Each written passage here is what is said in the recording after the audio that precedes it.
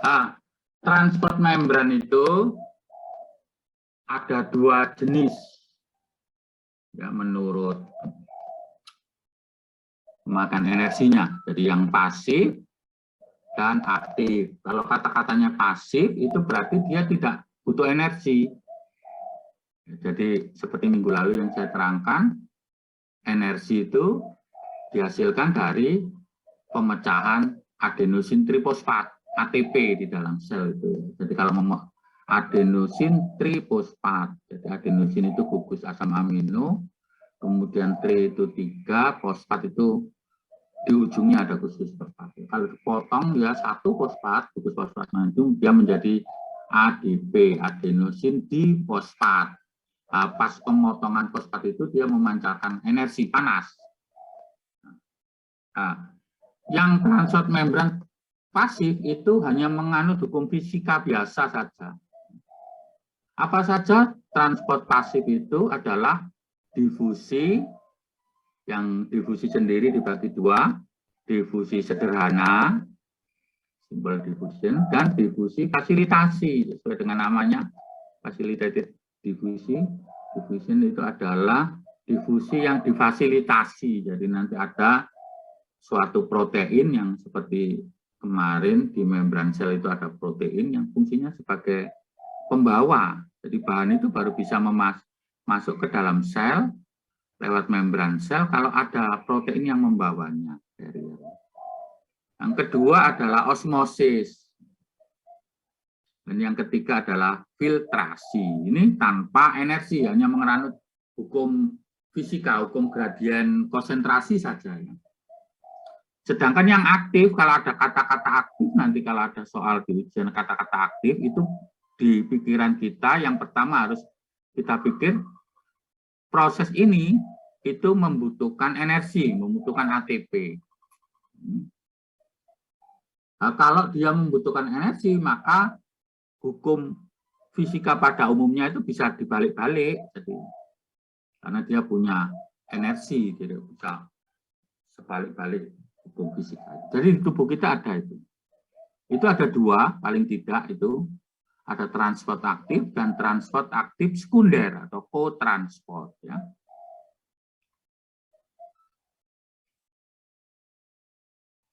Kita bahas satu persatu. Jadi yang namanya difusi sederhana, itu definisinya menurut saya agak sulit. Sampai sekarang saya tidak hafal-hafal. Saya ini sebenarnya sekedar di luar konteks itu. Sebenarnya kita ini kenapa kadang-kadang ada seseorang itu yang kurang cocok belajar gitu. Jadi kalau di luar negeri urusan pedagogi itu, urusan pengajaran itu di awal, mulai di awal itu sudah dibagi tiga sebenarnya. Jadi kalau di fisiologi dulu waktu di Fakultas Kedokteran itu ada Dr. Adrianta itu khusus mempelajari tentang fisiologi pendidikan gitu. Itu sebenarnya sebelum kita masuk prasekolah itu sudah dibagi tiga. Manusia itu menyerap informasi itu ada tiga jenis. Ada yang dia baru bisa mudah menyerap informasi kalau dia membaca, ada textbooknya gitu. Yang kedua, seseorang itu mudah menyerap informasi kalau dia melihat animasi-animasi, gambar-gambar. Yang ketiga, kalau dia praktek, melihat langsung. Itu mestinya seharusnya dibagi di pertama. Kita kan enggak, orang Indonesia itu sakti, jadi semua digabung jadi satu. Sehingga ya kadang-kadang kesulitan. Kalau saya itu paling suka kalau lihat gambar animasi. Jadi kalau literatur itu biasanya saya lihat gambarnya dulu, saya pelajari gambarnya, baru nanti saya cocokkan dengan kata-katanya. Karena kalau kata-kata ini sulit. Sejak dulu nggak hafal-hafal. Misalnya ini, definisi dari difusi sederhana adalah gerakan antar molekul yang terus-menerus secara acak dalam cairan atau gas disebabkan energi panas sehingga gas larutan tercampur rata. Kan bingung. Yang kedua tambah bingung. Gerakan solut. Solut itu apa? Kadang-kadang kita itu masih mikir solut itu apa. Menembus membran semi permeabel dari tempat yang konsentrasi tinggi ke tempat berkonsentrasi rendah. Nah, kalau ada animasinya padahal sebenarnya mudah. Gitu. Apa yang dimaksud dengan atau peristiwa difusi sederhana itu contohnya apa sih? Ya kalau Anda membuat sekarang teh, tapi pakai teh celup itu, pakai teh celup. Jadi teh celup itu kan tehnya dibungkus lapisan gitu, kertas tipis, nah, kemudian ada pelarutnya air. Nah, kalau teh itu kita masukkan ke dalam air tadi, kalau yang berpindah itu molekul tehnya ke dalam air itu adalah difusi peristiwa. Difusi sederhana. Jadi kalau solut itu bahan yang dilarutkan. Jadi kalau bahan yang dilarutkan yang melewati membran semipermeabel itu dinamakan difusi sederhana. Lah dia menganut hukum fisika apa? Difusi sederhana ini menganut hukum fisika bergerak dari konsentrasi yang tinggi ke konsentrasi yang rendah. Tekanan yang tinggi ke tekanan yang rendah. Nah, ini terjadi di mana di dalam tubuh kita nanti adalah pada sistem pernafasan. Ini Bang. Jadi oksigen itu di dalam paru itu jadi sel alveolus itu seperti kantong gitu nanti kalau Anda pelajaran respirasi yang memberikan itu seperti anggur gitu tapi kantong-kantong gitu seperti balon lah, balon kecil itu. Lah oksigen itu yang masuk karbon dioksida. Kalau karbon dioksida atau oksigennya yang menembus membran itu adalah difusi. Hukumnya bergerak dari konsentrasi yang tinggi ke konsentrasi yang rendah. Nah, itu jadi kecepatan difusi tergantung apa? Yang pertama adalah konsentrasi.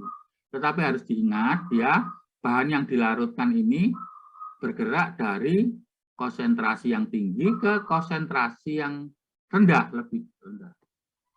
Kemudian kecepatannya tergantung dengan penampang lintang membran ya. Normal ya kalau membrannya banyak ya semakin banyak gas yang bahan yang berpindah atau gas yang berpindah. Kemudian dipengaruhi oleh suhu. Jadi mungkin Anda pernah ingat di SMA itu ada rumus gerak Brown itu dulu ya. Jadi pada dasarnya setiap molekul itu punya energi kinetik. Energi untuk bergerak gitu, bisa bergerak berpindah-pindah. Lah kalau suhunya semakin panas itu maka gerakan molekul ini menjadi semakin cepat. Makanya kalau suhunya panas ya pergerakan molekul.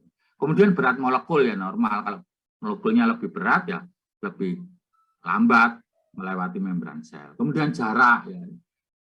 Bahan molekul yang lebih dekat dengan membran sel ya tentu lebih cepat berpindah daripada bahan yang agak jauh. Itu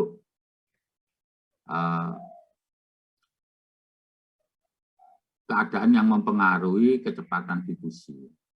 Nah, di dalam tubuh terjadi di mana ini? Seperti tadi saya bilang, jadi kalau kita menghisap udara ini, jadi di udara ini pelarut. Kemudian di dalam udara itu ada bahan yang dilarutkan, di situ ada karbon dioksida, ada nitrogen, ada oksigen, gitu ya.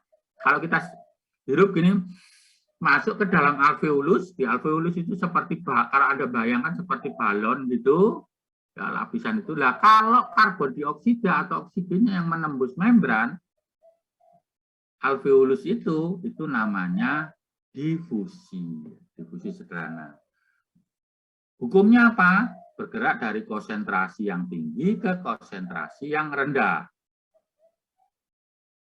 Begitu juga dengan yang lain. Ya. Kemudian ada yang namanya difusi fasilitasi. Jadi sesuai namanya adalah difusi fasilitasi. Jadi di samping gradien konsentrasi tadi, perbedaan konsentrasi yang mempengaruhi, ada satu lagi yang mempengaruhi difusi fasilitasi itu supaya cepat adalah adanya protein carrier yang kemarin saya terangkan, pembawa. Jadi ini diketahui dan salah satu contohnya adalah di dalam tubuh adalah pergerakan glukosa. Glukosa itu molekulnya besar. Dulu ada sebagian yang mengatakan bahwa dia lewat di sela-sela lipid bilayer ya, memang ada segitu. Tapi karena besar dia bisa lambat. Dan supaya dia agak cepat dia melewati, ada yang mengangkut dia, ada yang membawa carrier. Itu namanya glukosa transporter. Jadi kalau Anda nanti baca di literatur ada istilah GLUT gitu, GLUT, itu adalah glukosa transporter, protein yang membawa glukosa. Semakin banyak glukosa transporter yang aktif di membran sel, maka ya semakin banyak glukosa yang masuk. Ya, itu. Nah ini makanya saya bilang di awal itu fisiologi itu masih berkembang. Dulu kalau Anda lihat film Mr. Bean yang agak lama itu, ada salah satu sequel itu yang menggambarkan Mr. Bean menanti bis gitu di halte bersama seseorang gitu. Terus karena dia usil gitu, orangnya dikagetin, wah, terus orangnya semaput gitu, shock dia semaput, suatu buk gitu. Nah, ketika diraba di kantongnya itu ada tulisan bahwa saya penderita diabetes mellitus. Jadi diabetes mellitus itu adalah gangguan absorpsi glukosa ke dalam sel. Jadi biasanya di situ itu mesti membawa insulin, hormon insulin. Jadi hormon ini anggap dulu ditemukan pertama kali tahun 1800-an itu, 1000 ya mendekati 1900-an lah. Itu fungsinya adalah salah satu fungsinya adalah mengangkut glukosa dari sistem sirkulasi ke dalam sel. Ya. Nah, itu biasanya tolong disuntikkan bahan ini kan. Kalau disuntikkan maka bahannya glukosanya bisa masuk ke dalam sel, energinya bisa terbentuk, seperti yang kemarin saya bilang, bahwa mitokondria itu membentuk energi dari glukosa, kemudian orangnya bisa bangun lagi dari shock. Ketika insulin itu disuntikan terus-menerus, ternyata penderita diabetes ini tidak mengalami perbaikan, justru mengalami keparahan di kasus-kasus terakhir di tahun 1900-an. Ya, di tahun 1970-an ini justru banyak sekali kok tambah gagal ini. Padahal fungsi insulin sudah ditemukan pertama kali bahwa fungsinya memasukkan glukosa dari ekstraseluler ke dalam sel. Ternyata teori terbaru mengatakan, seperti yang saya bilang kemarin, bahwa hormon, insulin itu hormon, itu supaya dia bisa bekerja, dia harus punya reseptor. Reseptor protein khusus yang di membran sel. Nah, kalau ini terus-menerus reseptor ini dibanjiri insulin, ternyata ada yang istilahnya itu reseptor ini menjadi tidak peka. Jadi yang dulu hanya misalnya butuh 1 cc saja untuk supaya reseptor ini peka gitu ya, menimbulkan peristiwa itu. Ternyata ketika terus-menerus dipapar dia menjadi resisten. Jadi maka ada istilah insulin resisten gitu kalau Anda baca di jurnal-jurnal sekarang itu.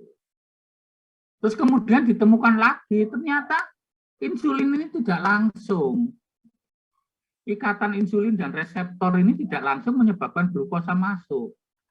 Nah, baru ditemukan sekitar tahun 1980-an lah. Saya mahasiswa itu masih anyar.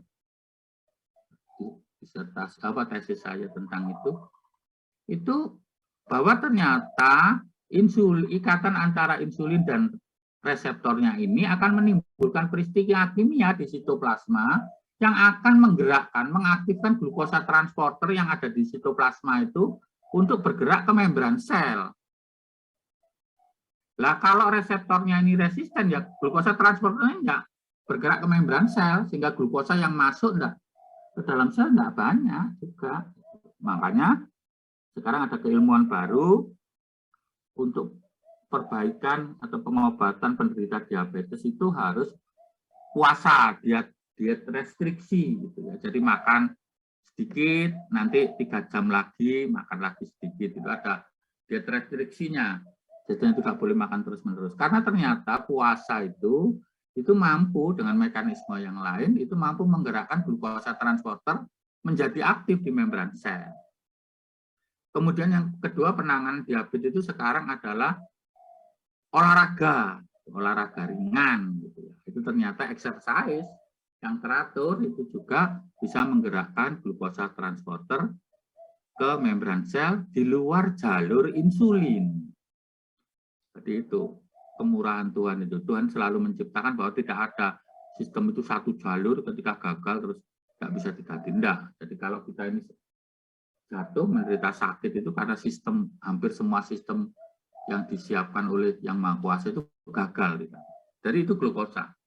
Sekarang kalau tidak salah sudah sampai ya sekitar 14 subtype. Jadi pada setiap sel ternyata itu bisa berbeda glukosa transporternya dengan sifat yang berbeda juga, meskipun hampir sama syarat-syaratnya. Nah itu tadi glukosa transporter. Oh, tidak bisa gerak. Ini mesinnya nanti kalau Anda bisa bergerak gambar ini. Jadi yang biru ini adalah glukosa transporter. Jadi ini sebenarnya kalau tidak aktif ada di sitoplasma, tetapi kalau ada ikatan antara insulin dan reseptornya, kemudian kalau orang itu olahraga, maka itu akan memperbanyak glukosa transporter itu menjadi aktif di membran sel. Nah, kalau ininya banyak, maka glukosa yang dari ekstraseluler itu akan lebih mudah dibawa ke dalam sel sebagai sumber energi. Nah, kecepatan difusi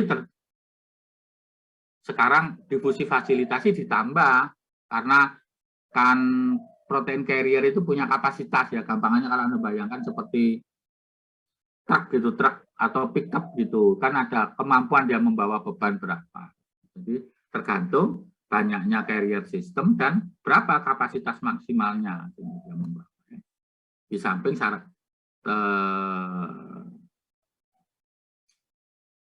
tadi beberapa keadaan yang mempercepat difusi. Hari ini karena membahas protein carrier tadi, maka mengingatkan kembali kemarin dari fungsi dari protein itu kan ada sebagai carrier, ada sebagai enzim, ada sebagai reseptor, ada sebagai signal transduction, ada yang satunya adalah sebagai saluran, ada saluran yang terbuka dan ada saluran yang tertutup. Saluran yang terbuka ya seperti terowongan gitu. Itu yang sekarang masih jadi perdebatan juga di fisiologi. Kalau terowongan kan ada lubang antar enggak. Tuhan itu menciptakan khusus satu-satu. Nah, itu yang sekarang masih jadi kajian di fisiologi.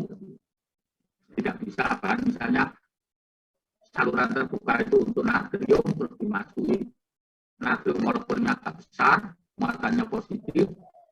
Terus ada ion kalsium yang juga positif, molekulnya kecil masuk di saluran yang natrium tidak bisa. Khusus buat kita sesuatu itu khusus. Dan termasuk Anda lahir di dunia itu membawa misi khusus satu-satu yang berbeda-beda. Jadi jangan samakan Anda dengan teman-teman Anda sebelahnya, beda-beda. Kemudian yang kedua ada yang salurannya ini sebenarnya tertutup.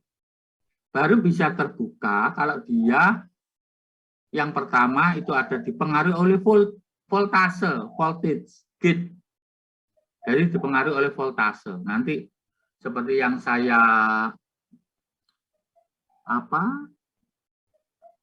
terangkan di pengarah teori praktikum kemarin, nanti di dalam tubuh itu ada yang namanya potensial aksi. Jadi ada gate yang dipengaruhi, ada saluran yang dipengaruhi oleh peristiwa listrik nanti di dalam sel itu. Salah satu contohnya adalah saluran natrium. Kemudian ada yang namanya ligand gate. Jadi saluran ini baru terbuka kalau ada ikatan bahan kimia dengan reseptornya. Jadi sebenarnya gate-nya ini, salurannya ini adalah untuk masuknya natrium. Tetapi dia tidak akan terbuka kalau tidak ada misalnya, kalau saluran natrium ini ada yang namanya asetilkolin. Gitu. Ligand gitu. Jadi harus ada asetilkolin berikatan dengan reseptornya dulu, kemudian membuka gerbangnya, baru natrium bisa masuk.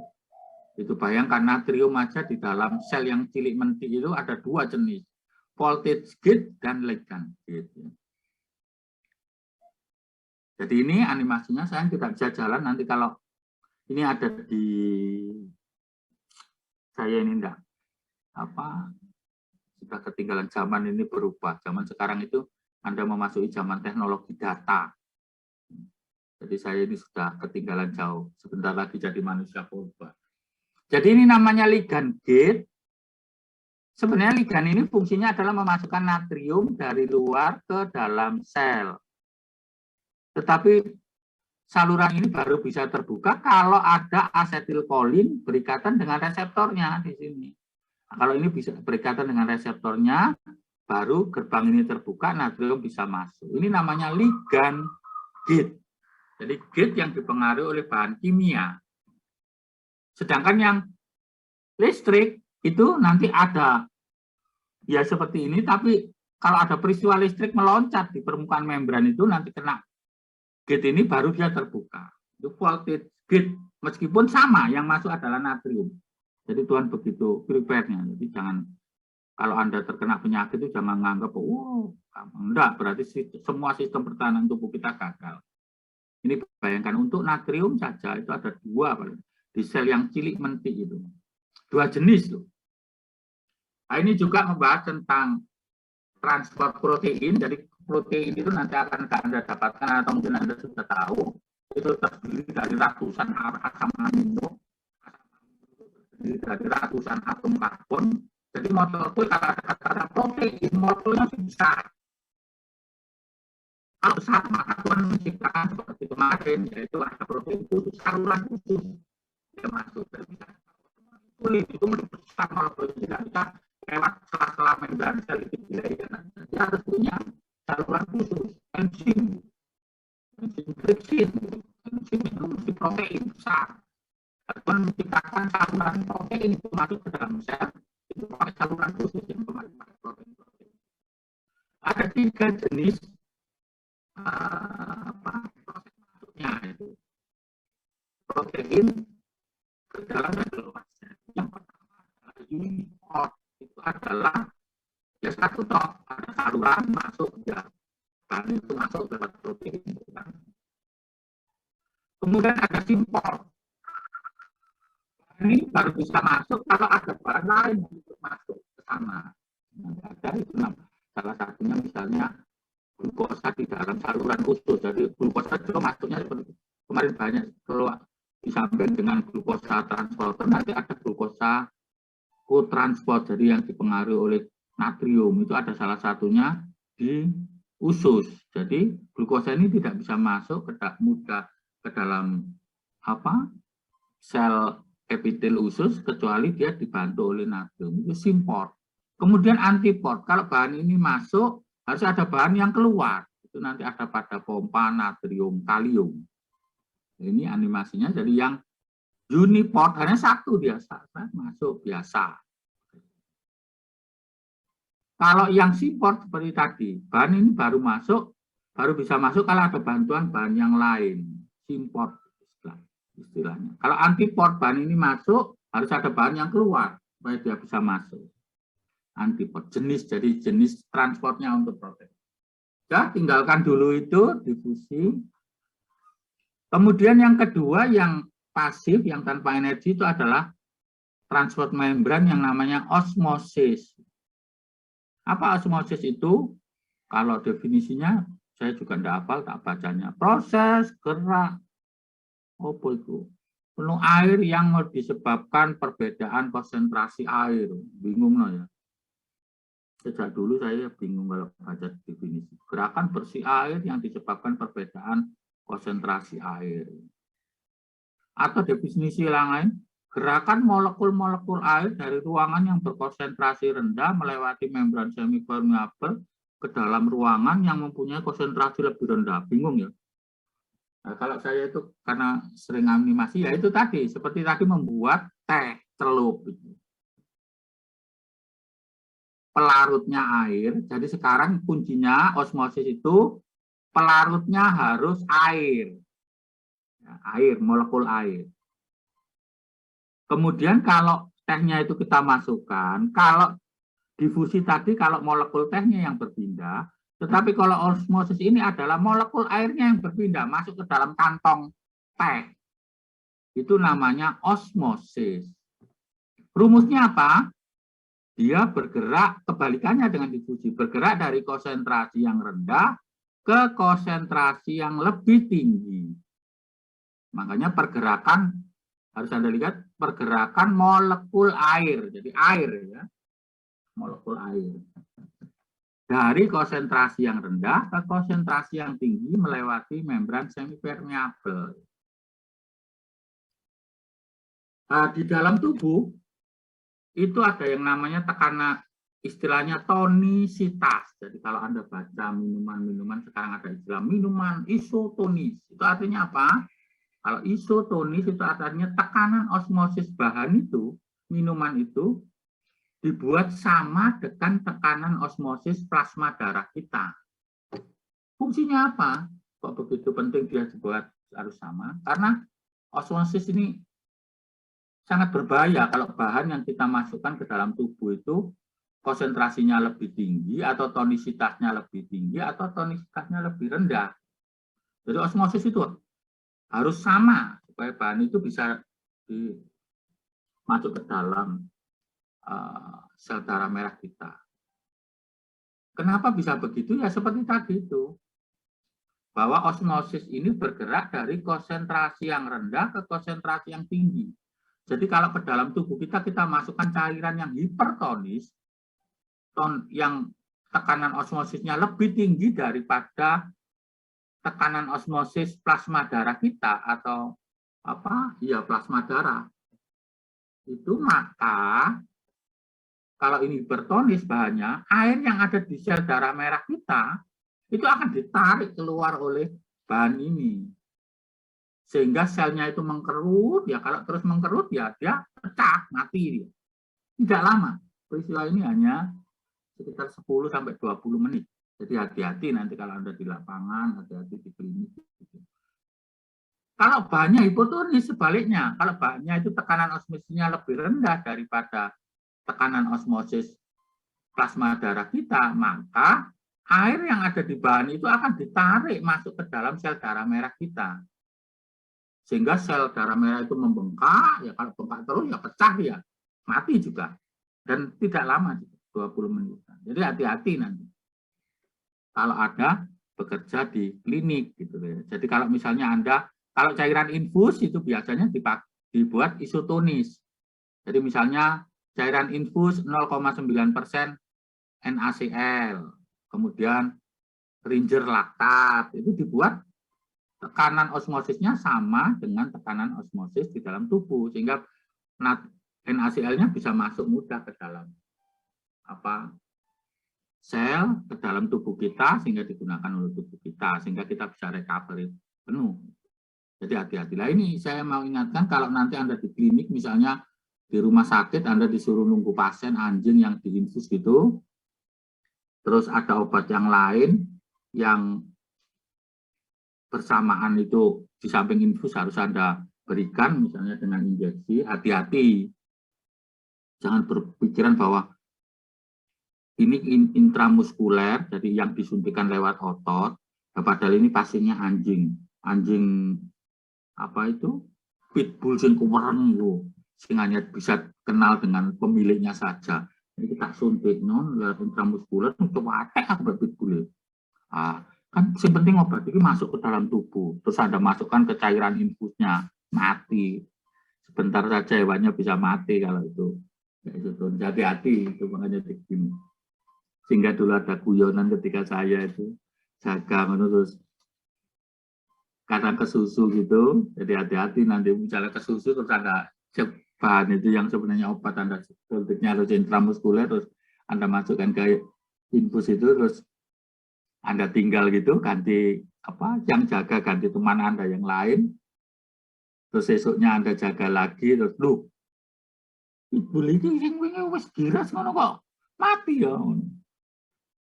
Teman Anda bilang kan ngerti ya, mari buat tinggal ini, mari obatin buat suntiknya mati. Wengkel-wengkelan enggak, itu sebenarnya sederhana. Jadi pastikan itu karena tonisitasnya enggak sama tadi, Anda masukkan menjadi hipertonis dan mati. Jadi hati-hati.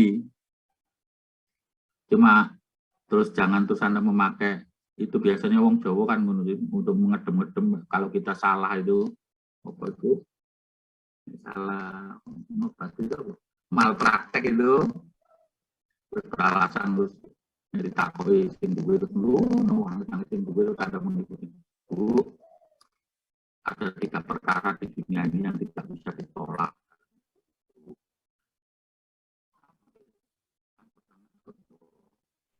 Kemudian yang kedua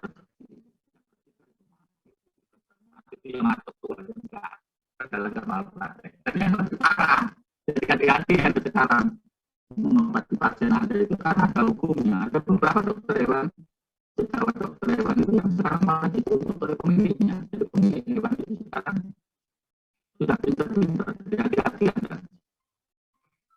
Tuntutannya tidak main-main, ada yang di repotnya beberapa kali ini kebanyakan adalah lulusan Erlangga.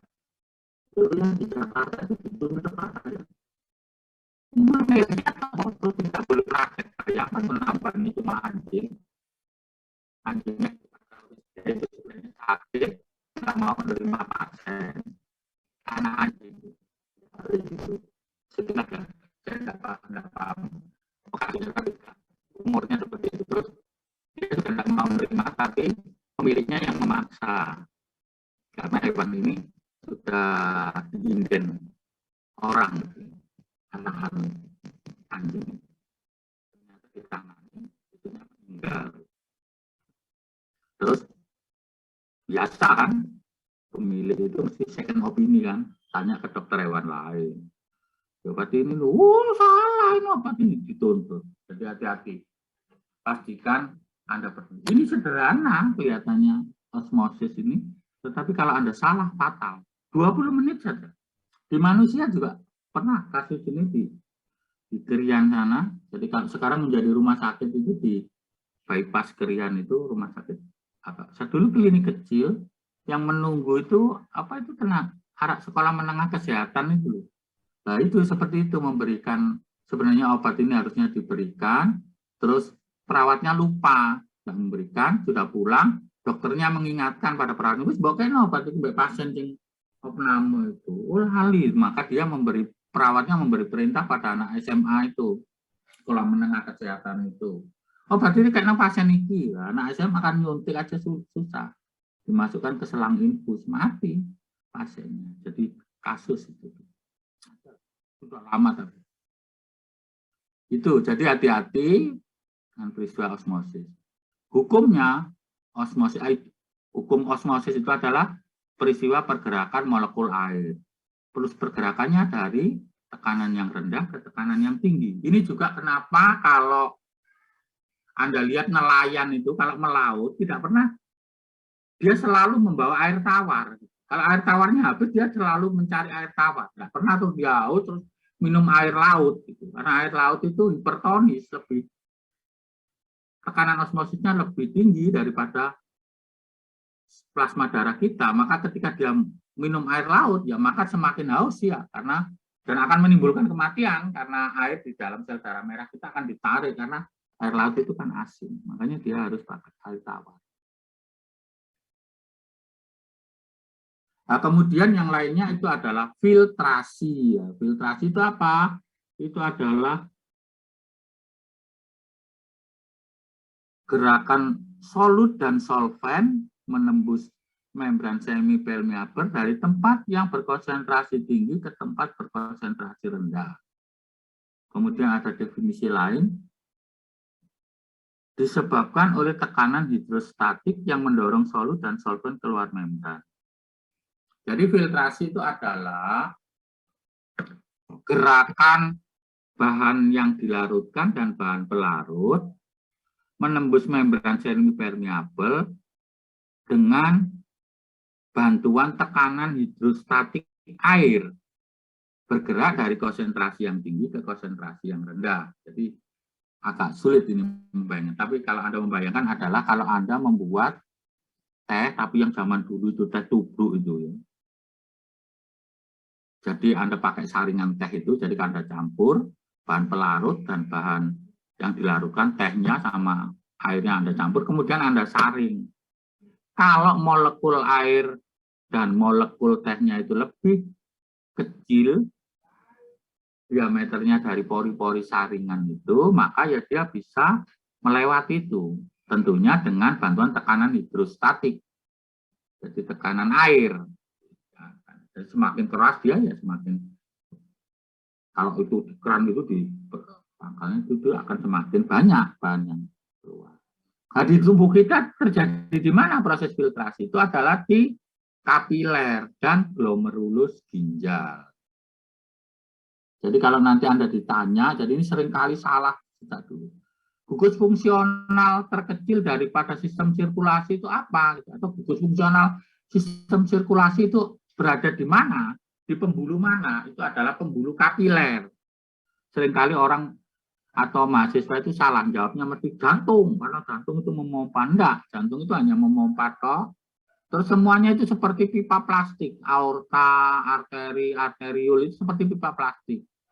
Baru pada kapiler inilah bahan itu bisa berpindah dari sistem sirkulasi ke sel.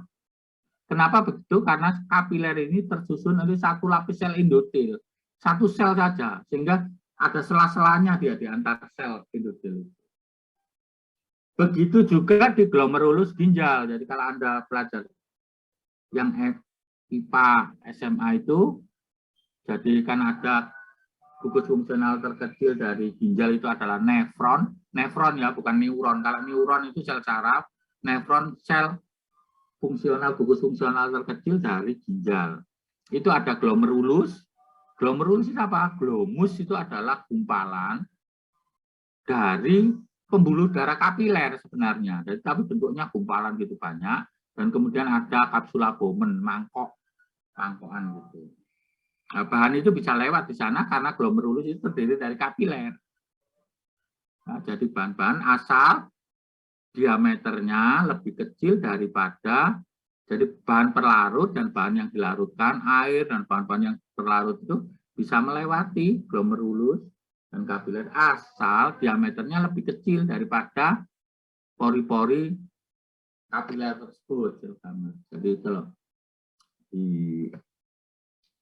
apa ukurannya itu kira-kira sekitar 100 nano lah bahan yang apa lebar pori-porinya, nanometer pori-pori kapiler itu. Jadi itu. Nah, tekanan hidrostatiknya dari mana? Kalau di dalam tubuh ya tekanan dari pompa jantung itu, tekanan darah itu. Nah, itu proses filtrasi. Kemudian ada yang dinamakan transport aktif. Jadi kalau istilah aktif di pikiran Anda harus, yang pertama Anda di pikiran itu adalah proses ini, transport ini membutuhkan ATP, membutuhkan energi. Nah, itu yang penting. Jadi transport aktif itu apa? Adalah gerakan molekul melewati membran semipermeabel dengan melawan gradien konsentrasi. Jadi dia bisa bergerak dari konsentrasi rendah ke konsentrasi tinggi melawan gradien konsentrasi. Tetapi memerlukan energi ATP tadi. Nah, di dalam tubuh apa? Contohnya itu adalah pompa natrium kalium. Jadi kalau nanti yang di awal itu nanti pada waktu potensial membran saya lihatkan. Di sekedar diketahui di ekstraseluler itu elektrolit kation yang paling tinggi konsentrasinya itu adalah natrium dan kalsium. Sedangkan di dalam sel itu yang paling tinggi adalah kalium. Nah, kalau sel ini terangsang, maka natrium akan masuk ke dalam sel, kalium akan keluar dalam sel, dari dalam sel. Nah, untuk mengembalikan ke keadaan semula, supaya natriumnya tetap di luar sel dan kaliumnya di dalam sel, itu harus pakai pompa. Membalikkan tadi seperti dari gerakan antiport tadi. Pompa natrium kalium. Atau nanti ada pompa kalsium. Jadi kalau kalsium yang ada normalnya itu pada waktu sel istirahat itu paling banyak di ekstraseluler, kemudian karena terangsang selnya kalsiumnya masuk, maka untuk mengembalikan ke keadaan semula itu pakai pompa. Kalau Anda membayangkan sulit ya seperti Anda yang di desa punya sawah itu untuk mengairi sawah, kalau sungainya di bawah, sedangkan sawah Anda di atas ya pakai pompa air itu. Pompa air itu butuh bensin, butuh energi. Ya sakarpe bisa bergerak dari konsentrasi rendah ke tinggi atau kalau tinggi ke rendah tambah wanter ya. Jadi bisa. Tetapi dia butuh energi dia. Nah, ini pada kalsium, jadi kalsium itu normalnya banyak di ekstraseluler, karena sel ini terangsang, kemudian kalsium masuk, untuk mengembalikan kalsium ini keluar pakai pompa kalsium, ya butuh ATP. Ini enggak tahu kok enggak bisa gerak di komputer saya, nanti Anda coba ambil di apa itu deh? Hebat Hipopot, saya senang. Hebat e-learning Hipopot. Nah ini contoh dari pompa natrium kalium. Jadi sistemnya sih sistem antipod tadi. Jadi natrium yang sebenarnya aslinya itu banyak di ekstraseluler, karena sel ini terangsang, maka natrium masuk ke dalam sel, kalium keluar. Lalu untuk mengembalikan keadaan semula apa? Natrium keluar dan kalium ke dalam. Peristiwa ini pakai pompa, ini protein pakai pompa natrium kalium. Oh ya, nanti kalau di literatur Anda dapatkan natrium itu nama lainnya sodium, kalium itu potasium, bisa potasium, hanya nama lain. Butuh ATP. Kemudian yang selanjutnya adalah transport aktif sekunder atau kotransport. Jadi ini sistemnya sistem simport tadi. Jadi bahan ini baru mudah masuk ke dalam sel kalau dia ada bahan lain yang membantu. Jadi misalnya adalah proses absorpsi glukosa di sel epitel usus halus, lumen usus halus.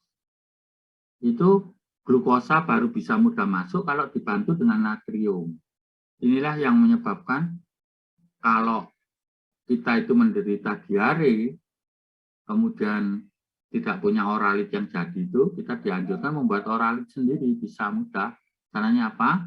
1 gelas air hangat, 1 gelas air hangat, ya, jadi air putih itu, kemudian dimasuki 1 sendok makan gula dapur, gula itu, kemudian harus ditambahkan dengan 1 sendok teh natrium, karena absorpsi glukosa di dalam epitel usus halus, lumen usus halus itu membutuhkan natrium. Itu prosesnya namanya transport aktif sekunder, butuh ATP. Itu proses transport membran paling tidak itu. Ada yang mau ditanyakan sebelum saya lanjutkan ke yang namanya potensial aksi. Jadi ini sekedar mengulang kemarin sebenarnya kuliah itu, tapi kemarin agak, sekarang agak.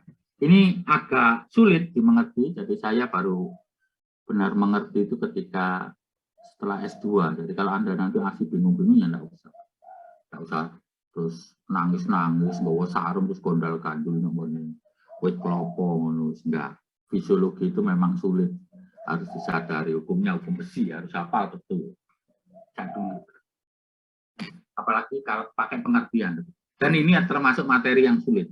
Tetapi peristiwa yang namanya potensial aksi itu adalah mendasari semua, hampir semua dalam kehidupan kita. Semua panca indera kita memakai yang namanya potensial aksi. Jadi kenapa kita bisa menerjemahkan diri kalau nyanyi kota tadi itu enak. Gitu. Sedangkan yang lain ngomong gak enak, enakan sing suaranya Farel. Wong kok ngini, kok dipanding-panding, kok enak. Gitu. Sedangkan yang lain nggak enak, sing enak itu suaranya apa? Beatles gitu. Imagine all of people, John Lennon ngono. Ya itu persepsi. Gitu. Jadi kalau di telinga itu kan seperti kemarin saya terangkan ada gendang telinga, di belakangnya itu ada tulang stapes, 3 tulang itu. Kemudian ada rumah siput seperti rumah siput gitu, melingkar-lingkar itu. Di dalamnya itu ada cairan limfe, cairan kuning gitu. Nah, kalau ada suara masuk ke telinga kita, maka gendang itu akan bergetar, kemudian dia akan juga menggetarkan tulang itu. Kemudian seperti kalau Anda pacaran no telogo itu, terus supaya romantis no telogo itu tepui pakai kayu gitu. Pak, kan ada gelombangnya itulah. Gelombang itu mengalir di telinga kita di rumah siput itu sampai nanti di reseptor auditorius, itu nanti akan diterangkan dokter Yanti. Nah, itu di sana ada silia seperti yang saya terangkan di awal itu. Kalau nanti silia rambut getarnya itu membengkok, itu menjadi potensial aksi peristiwa listrik. Jadi potensial aksi ini nanti akan dialirkan ke sel yang excitable, namanya nervus inhibitor. Jadi sel excitable, sel pekarangsang itu ada 2 di dalam tubuh, otot dan sel saraf. Itu nanti akan dialirkan lewat nervus auditorus ke otak. Nanti di otak dipersepsi dia. Lagunya Farel ini kalau dibandingkan tuh enak. Lebih enak daripada lagunya Dere Kota. Dan tiap orang itu berbeda-beda. Persepsi itu, jadi persepsi. Makanya setiap manusia tidak bisa disamakan. Nah, kenapa bisa terjadi peristiwa itu? Itu adalah yang pertama kita harus melihat sel itu punya potensial membran. Perbedaan kelistrikan antara ekstrasel dan intrasel. Kenapa bisa begitu? Kita kembali ke bagian awal tadi.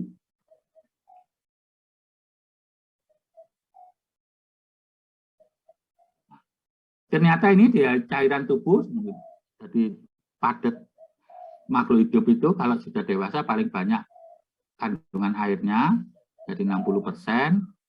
Kemudian air itu di dalam tubuh dibagi 2, intrasel dan ekstrasel, di luar sel dan di dalam sel.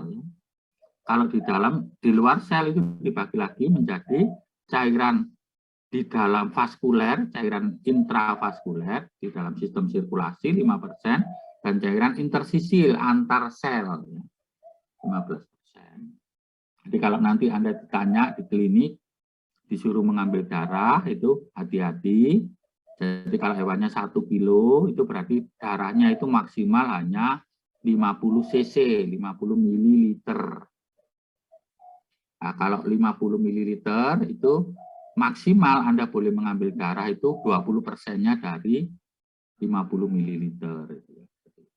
Hasilnya 5%, tetapi yang boleh Anda ambil supaya hewan itu tetap bisa bertahan itu 20% saja. Nah, kenapa tadi seperti tadi kok ada beda kelistrikan di dalam sel itu, setiap sel itu? Karena kandungan yang berbeda, terutama ion-ion yang bermuatan, ion-ion kation. Kalau dulu di fisika itu kan kation seperti Na, sukunya plus, itu berarti dia kation. Nah, kalau klur negatif itu anion. Nah, perhatikan saja 3 kation yang di atas itu komposisinya. Jadi sebenarnya komposisinya banyak itu, sehingga kalau ini ada maka akan terjadi beda kelistrikan karena ada ion-ion yang bermuatan tadi, bermuatan dan tidak bermuatan. Ya, gampangannya gitulah. Nah, saya selalu mengingatkan di kuliah pertama, Tuhan itu tidak pernah menciptakan bahwa di dalam sel itu sama dengan di luar sel. Nggak pernah, hampir semua nanti potensial aksi nggak bisa 0 gundul, sama, seimbang gitu. Nah, mesti berbeda dia.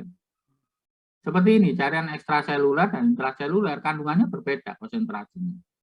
Nggak bisa sama. Ya. Tapi perhatikan saja 3 kation yang di atas, natrium, kalium, dan kalsium. Angkanya nggak usah Anda pelajari, itu urusannya orang fisika. Natrium dan kalsium itu tinggi di ekstraseluler. Kalium di intraseluler. Jadi itu yang Anda hafalkan. Natrium dan kalsium tinggi di ekstraseluler atau di luar sel. Sedangkan kalium tinggi di dalam sel.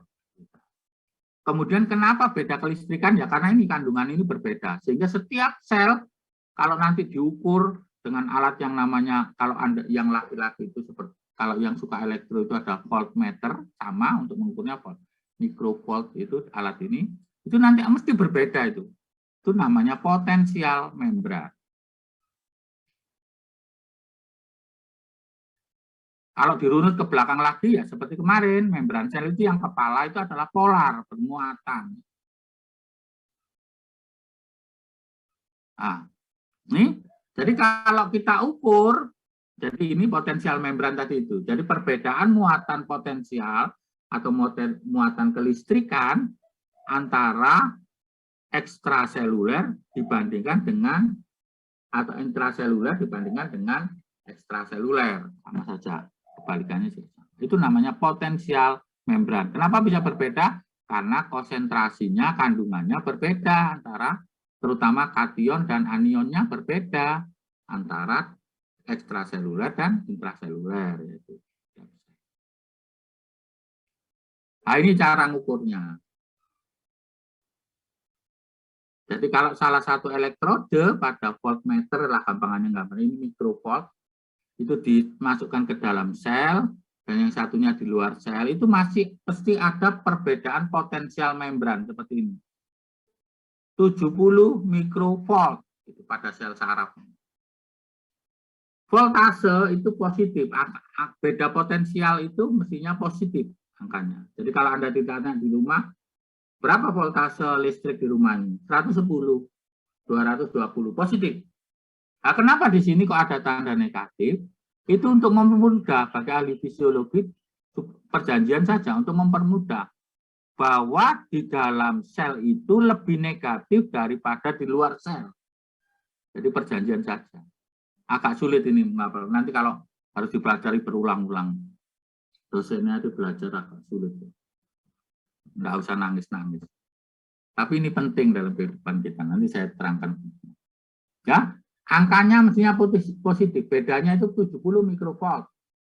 Tetapi untuk memudahkan kita mengingat, maka diberi tanda negatif yang mengingatkan bahwa apakah di dalam sel itu lebih negatif daripada di luar sel. Konsekuensinya apa? Sesuai dengan hukum fisika atau kimia dulu yang saya terima itu, kan listrik itu ada positif negatif. Nah, terus ada istilah dulu itu elektron itu. Nah, rumus fisikanya kan listrik itu meloncat, elektron itu bergerak dari muatan positif ke muatan negatif. Artinya apa rumusnya? Kalau sel saraf ini atau sel otot ini terangsang, maka ion positif dari luar dululah yang akan masuk ke dalam sel, karena di dalam sel itu lebih negatif. Itu ya rumusnya. Gak sulit ya. Itu yang pertama. Yang kedua, itu harus dipahami di dalam tubuh kita seperti saya terangkan di awal itu ada yang namanya sel yang excitable dan yang tidak. Sel yang excitable itu apa? Itu ada dua jenis sel di dalam tubuh itu. Sel saraf, sel neuron ya bukan nefron ya, neuron. Nama lainnya sel saraf.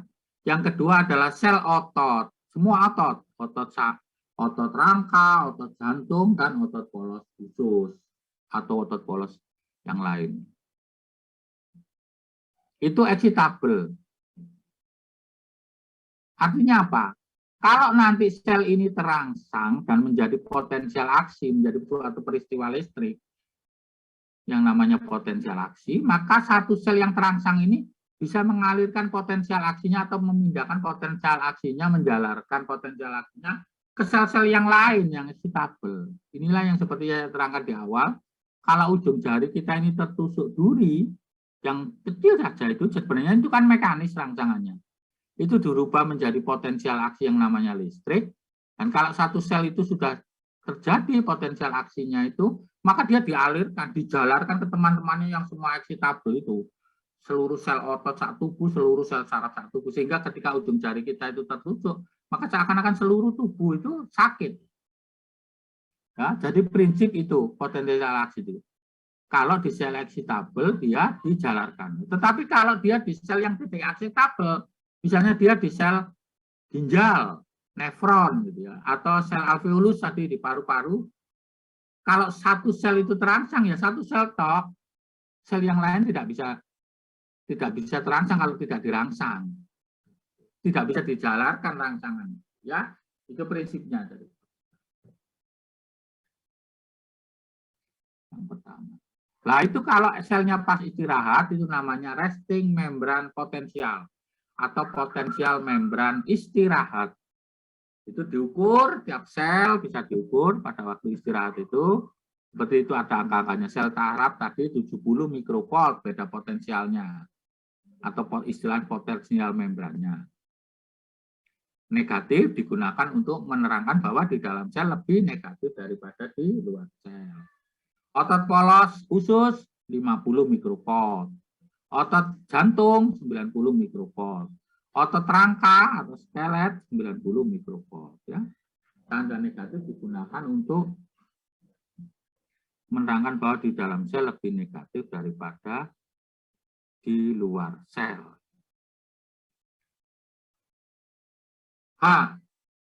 Kemudian ada istilah yang namanya potensial aksi. Apa sih potensial aksi? Kalau Anda membayangkan agak sulit itu adalah kalau sekarang Anda melihat gambaran elektrokardiogram itu, seperti puncak gunung, itu adalah potensial aksi dari atrium dan ventrikel. Jadi peristiwa listrik yang direkam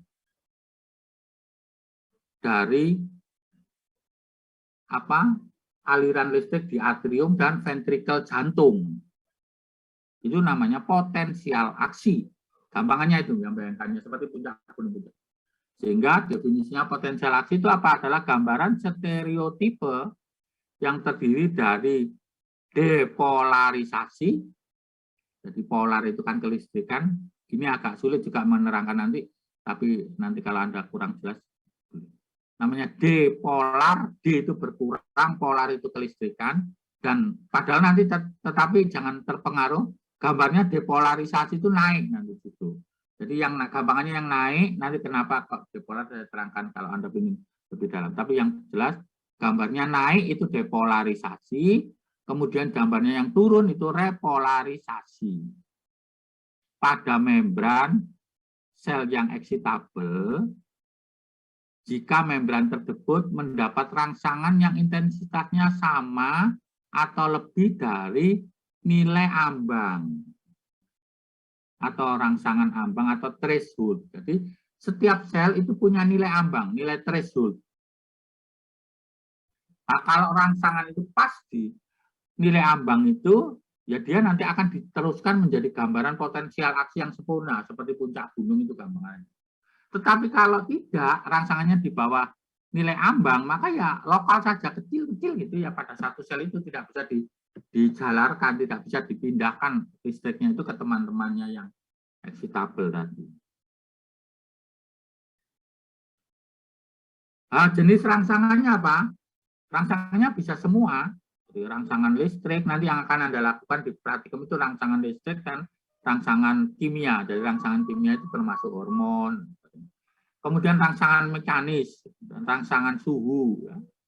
Hormon dan neurotransmitter yang seperti asetilkolin dan nanti itu yang akan kita pelajari di praktikum.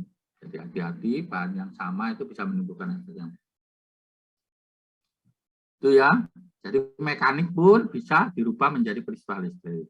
Jadi saya mau mengingatkan ini sekarang kan Anda baru masuk ya semester 3 gitu.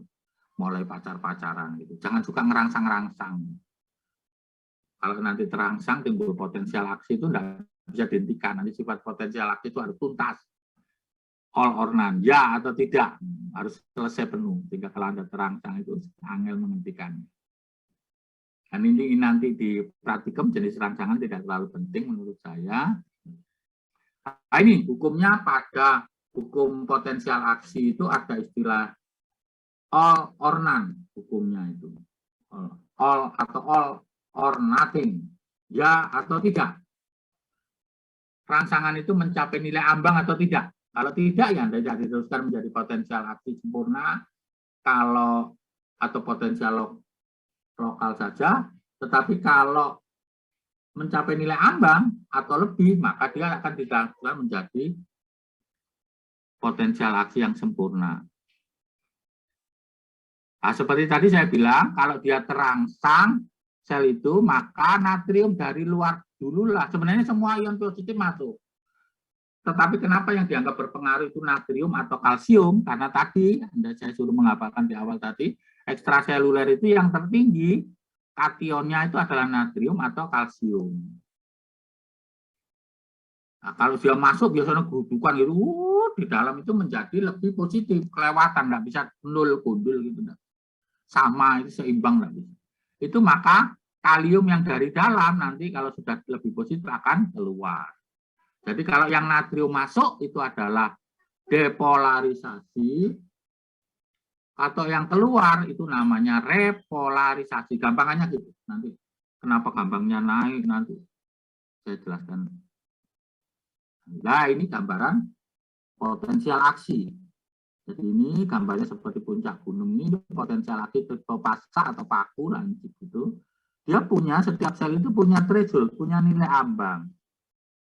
Kalau rangsangannya itu di bawah nilai ambang, ya dia lokal saja. Enggak. Sel itu tidak bisa timbul potensi. Tetapi ketika dia menyentuh nilai ambang, maka dia harus teruskan seperti ini. Sempurna. Dan tidak bisa, ini waktu ya, ini kalau ini waktu dari 1 detik, 2 detik, mili detik, dan sebagainya. Kalau ini sudah mencapai nilai ambang itu harus sempurna seperti ini. Jadi kalau Anda merangsang di sini tidak akan ditanggapi. Bisa nanti ditanggapi baru di sini di sepertiga bagian bawah ini, periode refraktor relatif, tetapi rangsangannya harus lebih kuat dari rangsangan yang pertama. Ini terus. Nah, ketika ini timbul maka dijualarkan ke seluruh tubuh semua. Termasuk di dalam, jadi semua lah. Indera penglihatan kita bisa melihat itu, nanti di mata itu ada reseptor warna, nanti dirubah menjadi visualistik namanya potensial aksi ini, terus dialirkan oleh apa? Sel saraf ke dalam otak, terus dipersepsi oleh otak itu. Oh ini cantik, ini ganteng, ini coklat, ini putih, ini hitam. Itu persepsi. Terus penciuman juga gitu, bau misalnya itu apa kimia gitu ya, Anda bau. Terus nanti di apa hidung itu ada rambut getar gitu, reseptor penghidu. Itu nanti kalau itu membengkok dia menjadi potensial aksi, maka diteruskan oleh nervus olfaktorius ke otak. Nanti di otak dipersepsi. Ini baunya harum, baunya tidak enak, dan persepsi. Jadi makanya ada kan istilah itu kalau masih baru anak-anak itu biarkan semua dia lakukan supaya nanti memori di otaknya itu menjadi penuh, menjadi banyak, menjadi kaya gitu ya. Sehingga kalau dia menghadapi sesuatu dia bisa membedakan lebih banyak gitu. Jadi itu semua nanti disimpan di otak, menjadi otak itu memori itu adalah potensial aksi peristiwa listrik yang meloncat-loncat. Dan itu hebatnya di otak kita itu bisa seperti di komputer. Ini ada file yang ingin saya simpan bertahun-tahun dan akan bisa saya buka sewaktu-waktu di tahun-tahun yang akan datang. Itu akan ditempatkan kalau di komputer itu di boot sector. Kecuali kalau komputernya rusak ya, hangus ya dia baru hilang. Ada yang mengatakan, oh saya ini cukuplah pengetahuan ini nanti sekedar aja, yang penting seperti kalau kuliah ini yang penting Pak Aliko lulus, Pak Aliko yang penting lulus, ya sudah, nanti memori itu disimpan di yang nanti kalau ini tidak diperlukan ya akan hilang dia, ada itu. Jadi sesuai dengan keinginan kita. Ya, jadi yang atas ini adalah depolarisasi, itu adalah peristiwa masuknya natrium, ini seperti ini natrium, yang diturun ini repolarisasi, ini adalah keluarnya kalium dari dalam sel. Gampangannya tidak seperti itu. Itu potensial aksi. Jadi rumusnya hukumnya all or none. Ya atau tidak, rangsangannya mencapai nilai ambang atau tidak. Nah, ini bagian-bagiannya ada istilah tadi testing membran potensial, kemudian depolarisasi, dan sebagainya. Ada hiperpolarisasi. Kalau hiperpolarisasi itu yang makin ke bawah, jadi seperti ini. Kalau ini kan sebenarnya harusnya di sini, tapi biasanya jolok itu ke bawah, kebanteran tadi seperti saya bilang. Itu namanya ini hiperpolarisasi. Baru dia nanti lama-lama kembali ke semula seperti ini di sini, resting membran potensial. Itu nanti ada hukumnya, agak rumit ini menurut, tapi menurut saya tidak. Nah, ini perkara.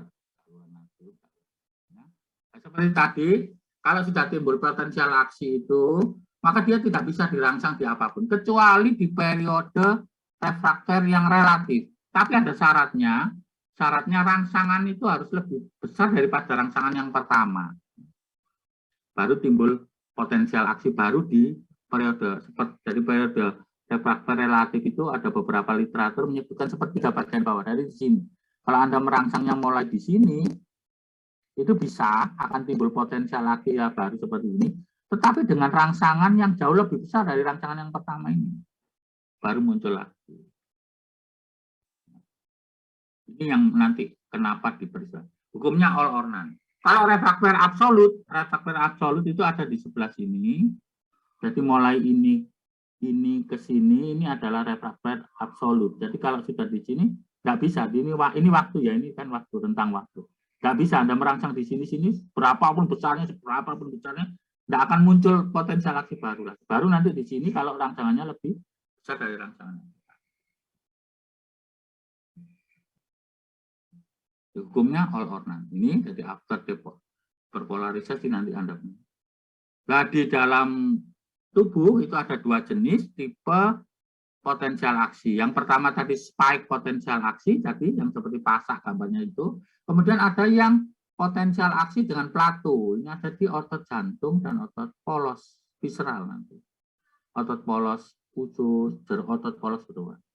Bentuknya ini. Jadi kenapa bisa begini? Kalau tadi yang spike tadi paku itu naiknya ini natrium, kemudian langsung turun kalium karena dia punya hanya dua itu cairan. Tetapi kalau di otot jantung apa dua elektrolit. Kalau di jantung itu phase-nya ini natrium, kemudian ada kalsiumnya dia. Di sini kalsium. Sehingga dia landai dulu, tidak langsung turun, baru di sini ada kalium.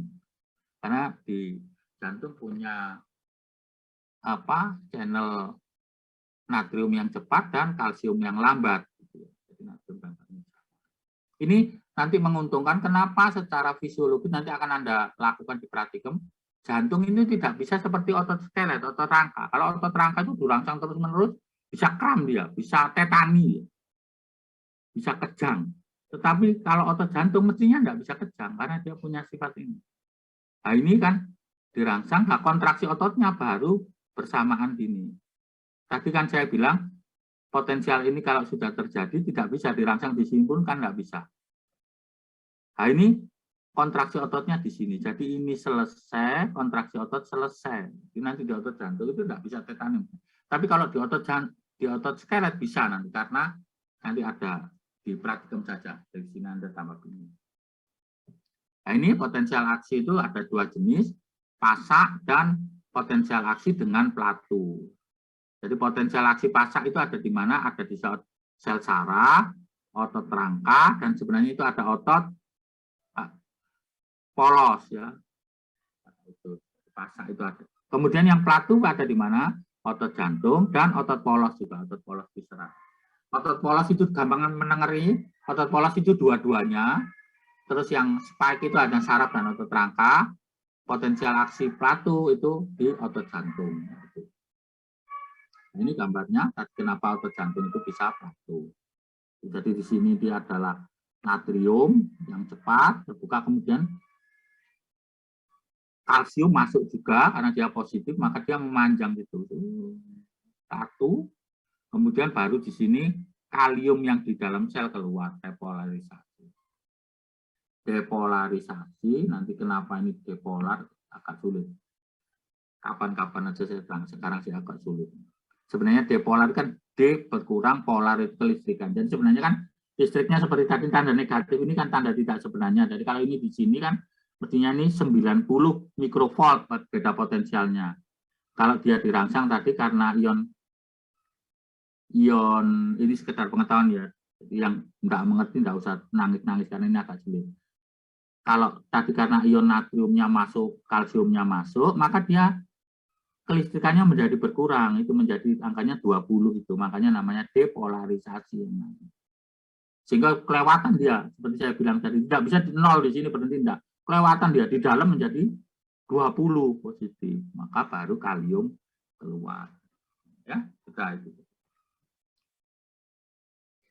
Nah, apa fungsi potensial aksi ini? Semua Hampir peristiwa di dalam tubuh itu potensial aksi ini memegang peranan penting. Jadi di proses memori, jadi memori itu ya seperti tadi, jadi satu-satu. Musik ini Anda dengarkan pertama kali, kemudian dipersepsi di otak, kemudian di sana dijadikan memori.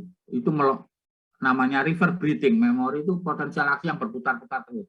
Makanya kalau kita ingin mengingatkan lagi, dia kita bisa baca lagi, ingat lagi. Terus kalau ada sekarang yang dulu SD sudah pacaran, terus itu membekas di hati Anda itu, ketika sekarang Anda misalnya dulu di yang rumahnya Jombang di Tretek Pelosok itu pacarannya gitu, terus sekarang Anda jalan-jalan ke viaduk itu, terus ada lihat orang pacaran itu seakan sekilas setu, ingat pada waktu Anda SD itu memori.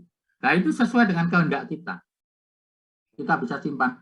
Ini kita simpan akan kita buka bertahun-tahun memori, atau ya ini sekedar kita buang. Inilah yang mendasari semua kehidupan kita. Kenapa saya selalu bilang dulu fisiologi itu sulit. Sekolah di kedokteran hewan itu sulit. Menurut saya sulit. Karena yang Anda tangani itu kan hewan sekarang tambah jenisnya pakai karu-karuan. Kalau manusia kan tak cukup. Fisiologisnya ada sulit. Saya selalu beralasan pada guru saya dulu, pada Profesor Sukarman, salah satu ahli fisiologi almarhum Profesor Sukarman di Indonesia, dia bilang, saya fisiologi itu sulit karena literaturnya bahasa Inggris. Kaitan itu dulu bahasa Inggris, jarang terjemahan gitu.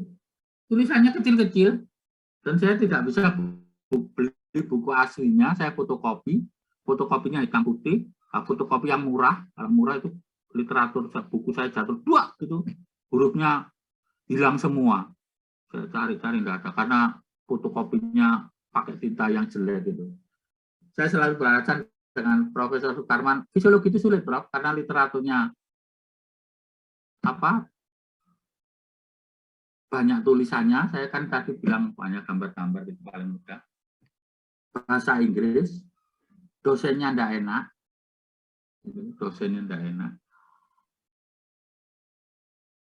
Sehingga sulit itu saya pahami fisiologi.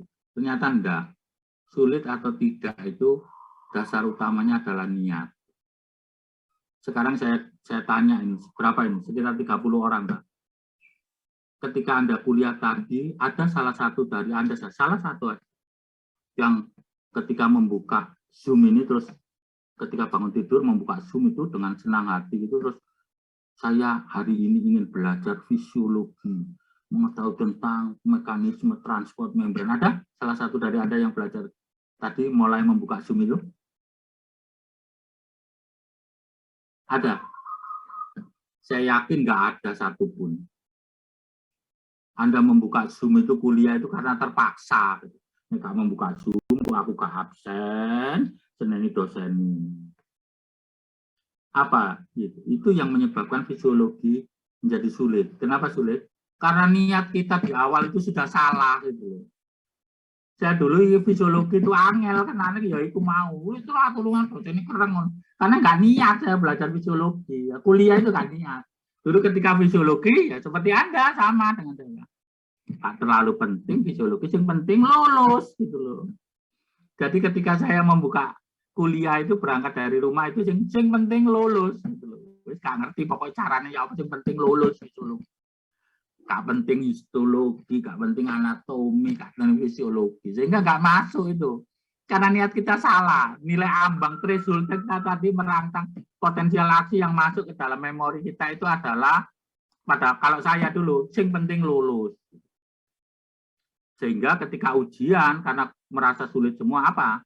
Karena yang penting lulus, yaitu tadi tempat menentukan nilai. Jadi saya cari teman pandai-pandai saya jendel-jendel di depan saya. Terus saya ancami gitu, saya duduk di belakangnya, saya ancam. Aku gak ganggu awakmu kok. Pokoknya kok 10 menit terakhir, jawabanmu kok angkatan lo ya.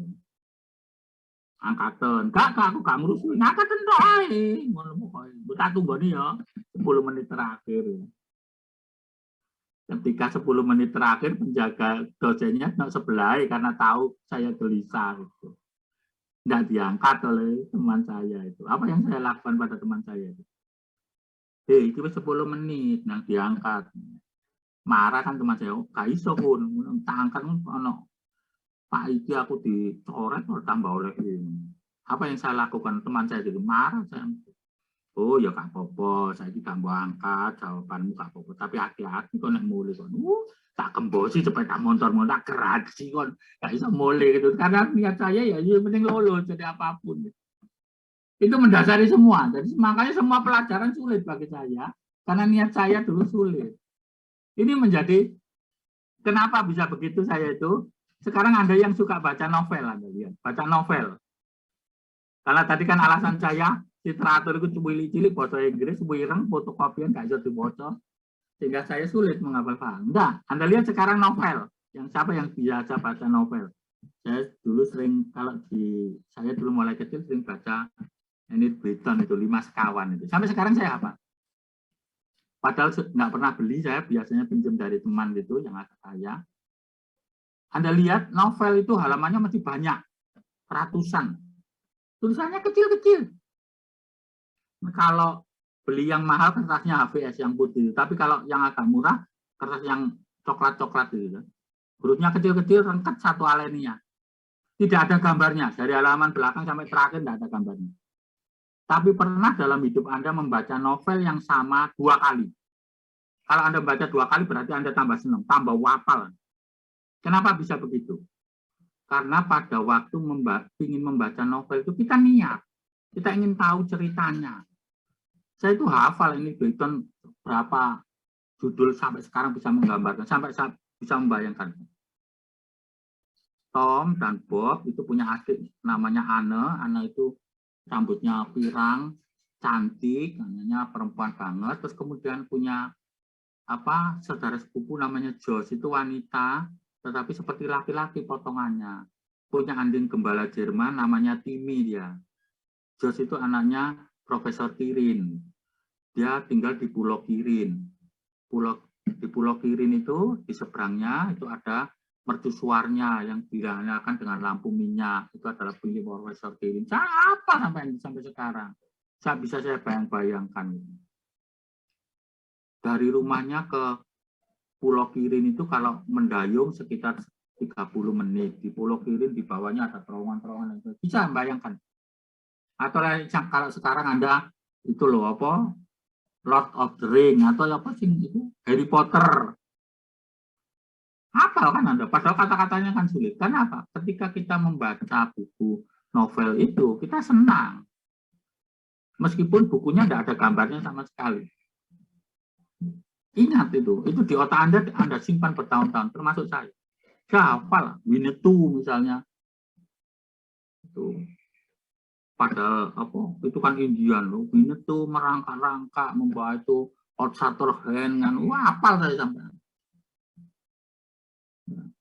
Jadi segala sesuatu di dunia ini, makanya agama itu, hampir semua agama, niat itu menjadi sesuatu yang sangat penting di awal. Dan itu harus rangsangannya kuat, harus mencapai nilai ambang supaya jadi potensial. Kembali saya kemarin sudah saya ingatkan bahwa kalau Anda baca tetraloginya Andrea Hirata itu, Laskar Pelangi itu, Andrea Hirata itu, kenapa dia punya sampai bisa sekolah di Universitas Sorbonne di S2-nya di Perancis itu dia termotivasi ketika pertama kali dia di SMA itu guru seni, padahal guru seni itu membuat seni itu celengan gitu yang ditempel-tempeli kaca warna-warni itu. Gurunya bilang ini karya Godi. Godi itu seniman besar dari Italia. Suatu ketika Anda harus pergi ke sana, belajar di sana sehingga Anda bisa lebih kaya pemikiran Anda. Itu mancep di otaknya Andrea Hirata dan saudaranya itu Simpe Keramat itu satu itu. Anak kedua mancep itu di otaknya, itu menjadi potensial lagi dan menjadi memori. Sehingga Tuhan menciptakan sehingga ketika dia dewasa meskipun sudah jadi pegawai pos, kantor pos itu dia keluar karena dulu dia punya memori buruk. Jadi pegawai kantor pos itu ketika bapaknya menerima surat dari pos yang katanya akan naik pangkat, diangkat menjadi pegawai tetap, ternyata enggak, surat itu keliru nama orang lain. itu ketika jadi, padahal sudah pegawai negeri, dia ada pegawai keluar ya, mengambil beasiswa Bank Dunia itu, ADB dulu, dan dia diterima. Jadi S1-nya di UI, dia ekonomi, kemudian ambil, padahal sudah diterima jadi pegawai pos, keluar dia ngambil S2, dan ketika diterima, dia diterima di Universitas Sorbonne, sama saudaranya Simpa Keramat. Anda baca itu. Termasuk juga ketika dia, Tuhan memberitahukan sekarang lagi, ada salah satu dari tetralogi itu, novelnya judulnya Eden Shore. Dari Eden Shore itu dia dapat nama itu ketika dia pacaran dengan Aling itu, anaknya toke penjual tuku kelontong yang dia pacari itu, dia diberi kenang-kenangan novel itu, dan di novel itu ada menceritakan tentang desa yang namanya Eden Shore. Digambarkan desa itu seperti surga. Di halamannya itu ada bunga berwarna-warni, kemudian di halaman luas itu ada kebun anggur yang begitu banyak buahnya itu. Apa yang terjadi ketika dia bersekolah? Sekolahnya di Perancis, padahal pembimbingnya, profesornya itu profesor itu adalah orang tinggal di Sheffield di Inggris gitu. Jadi ketika dia mau tanda tangan tesisnya, tesis S2 itu, ternyata Profesor Trumbull itu sudah pensiun. Dia kembali ke Sheffield, dia kemudian ke Inggris, ke Sheffield itu. Nah, ketika dia ke sana, diterima oleh istrinya, Profesor Trumbull bilang bahwa, oh Profesor Trumbull sudah barusan keluar ini, dan baru sore nanti pulang. Cobalah kamu jalan-jalan di sekitar Sheffield ini untuk nanti kalau sore kembali lagi ke sini, daripada kamu di sini kelamaan. Apa yang dilakukan Andrea Ariata? Dia nyegat bis awur-awuran, terus dia turun awur-awuran juga, dan ketika turun dia mendapati suatu desa yang sama dengan yang digambarkan oleh novel yang dia baca pada waktu SD itu. Dan ketika dia tanya pada penduduk di situ, ini namanya desa apa? Eden Shore. Karena Anda baca itu. Sama. Jadi semua itu. Jadi mulai sekarang yaitu tadi, niatkan segala sesuatunya itu. Dan jangan sesuatu yang remeh-temeh gitu. Kalau cita-cita sekarang kan ingin jadi apa? Nanti ya seperti yang saya bilang, nanti saya jadi dokter hewan supaya bisa mengetahui cara menggemukkan sapi wis kausum gitu. Yang agak tinggi gitu. Kita ini kadang-kadang kalah dengan luar negeri kan karena kita bermimpi saja itu takut gitu. Anda masih ingat Obama itu dulu pernah sekolah SD di Menteng di Jakarta sana. Ketika gurunya SD itu tanya semua pada murid-murid yang Indonesia itu tanya, kamu mau jadi apa kalau sudah besar? Jadi dokter. Tepuk tangan gurunya. Kamu ingin jadi apa? Pilot. Nah, ketika Obama ditanya, kamu ingin jadi apa? Presiden. Ngamuk guru nih. Wong negro, warga negara asing jadi presiden. Nah, tapi apa? Karena itu ingatkan kuat dia jadi presiden pertama kulit hitam Amerika Serikat. Itu cerita nyata sehingga di mapping. Jadi semua ini sebenarnya adalah dari potensial aksi. Rangsangannya harus, pertama hukumnya potensial aksi all or none. Rangsangannya harus kuat, harus mencapai nilai ambang. Pastikan di awal. Ya, kemudian kalau itu sudah jadi potensial aksi, nanti biarlah Tuhan yang menuntun. Saya pikir itu saja. Ada yang mau ditanyakan? Pelajaran nggak penting? Bingung bisa? Mesti gak ada pertanyaan, karena sudah ngantuk, kuliahnya pagi, masih ngantuk, tidur lagi golo-golo. Fisiologi nggak terlalu penting, yang penting lulus, seperti saya dulu. Ada yang mau ditanyakan? Kalau tidak ada, nanti kalau ada pertanyaan Anda boleh menghubungi saya di kantor atau di tempat lain, atau DM saya, enggak apa-apa. Memang ini sulit, tapi ini mendasari semua kehidupan kita, semua apapun potensial aksi. Kalau tidak ada, saya akhiri kuliah hari pagi ini sampai di sini. Selamat pagi. Wassalamualaikum warahmatullahi wabarakatuh. Salam sejahtera untuk kita semua. Terima kasih atas kehadirannya. Akhiri sampai di sini. Waalaikumsalam warahmatullahi wabarakatuh. Terima kasih, dokter. Terima kasih, dokter.